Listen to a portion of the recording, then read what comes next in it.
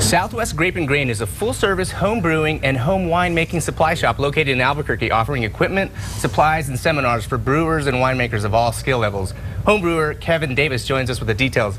Good morning. Good morning. Thank you for having us on. It's our pleasure to have you. Can you tell us about Southwest Grape and Grain? Sure. Yeah, we teach people how to make good beer and wine and other stuff. But that's our job. Is we're kind of educators, and yes, we have a wonderful staff that's ready to teach people to get into this craft. Well, I've got to ask you. It's just the burning question. Is it easy to make beer? It is. It's pretty easy if you can hit the Cheerios with the milk. You can do this. Okay. Well, what equipment and ingredients does a home brewer need? Okay. Well, you need a basic equipment kit, which is pretty much everything that you see right here. You'll need a fermenter and some miscellaneous smallwares, including a capper to cap your bottles. That's the red apparatus thing? Yep. And then you'll need a brew kettle, a stock pot of 16 quarts will get the job done.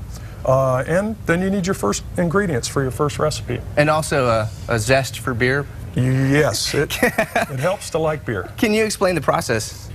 Absolutely. What you do is on brew day, it takes about 2 hours. You'll follow the recipe that comes with the ingredient kit, and essentially you bring water to a boil.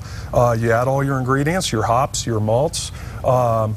You finish your 1 hour long boil, you cool it down, you put it into the fermenter, you pitch your yeast, and then you let it go for about 2 weeks, and it's ready to bottle. And then so the initial process is 2 hours, and then it takes about 2 weeks for the beer to ferment. Yes. Yep. It sounds really cool, but I got to ask you, is this an expensive hobby? No, not really. I mean, a whole equipment kit is about $120. You can get a recipe kit anywhere from $30 to $40, which will make about 5 gallons worth of beer, which is about 2 cases in a 6-pack. Sounds like fun. It is, and it's affordable if you consider how much it costs to buy good craft beer. It's affordable, but we don't do this to save money necessarily. We do it because we love it. Of course. Yeah. Where can our viewers go to learn more about the craft? Oh, you can go to our website at www.southwestgrapeandgrain.com, or you can just come on into the brew shop. My staff really is excited about teaching. On the screen. Yes, they love new customers. They love to teach people about beer, and it's like a big kid's toy store in there. Will you be putting anything together for us today? Boy, I wish I could. Will you be drinking anything later on? Yes, yeah. I tell you what, you guys come down to the shop sometime and we'll let you sample. Well, okay, I'm glad that you mentioned that. Where can our viewers find Southwest? We're at Eastdale Shopping Center, Candelaria, Eubank. Okay. And check out our website. We've got a lot of good, helpful information on there. Okay, so I've seen these vats here before. That's a glass vat, and I know that they also come in plastic. Why is glass better than plastic? Well, plastic over time can scratch, and that's not necessarily good to making the best beer. Glass lasts a lifetime, and you can clean it repeatedly, and it lasts forever. And plus, it's kind of pretty, and you get to watch your fermentation in there, which is it's really fascinating to watch beer ferment. It's got to be experienced. So what are all these ingredients here that you use to make beer? Well, these guys here are malt extracts, and that essentially is kind of a convenient shortcut that we've allowed our home brewers to take, where all you have to do really is heat the water and then add your extracts, and that provides your base fermentables for the yeast. We also have specialty malt that you'll steep with this guy right here. What is this, cheesecloth? Yep, it's a cheesecloth sock. And you'll steep your malts just like a tea bag, and it makes the whole kitchen smell like bread. It's my favorite part of the brewing process.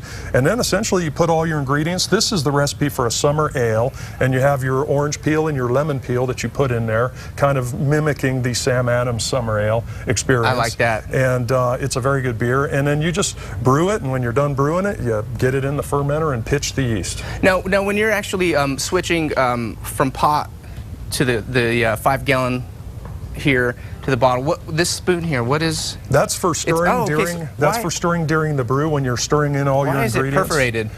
Probably just to break up the malt extract a little bit and help you keep it all stirred in there. So as far as like air in the beer, you're not too concerned about that? Not during the boil and pre-fermentation, but once you pitch your yeast, you have this airlock that's on top of the fermenter that it allows the CO2 that the yeast produce to escape, but at the same time doesn't allow any oxygen to get in. I see.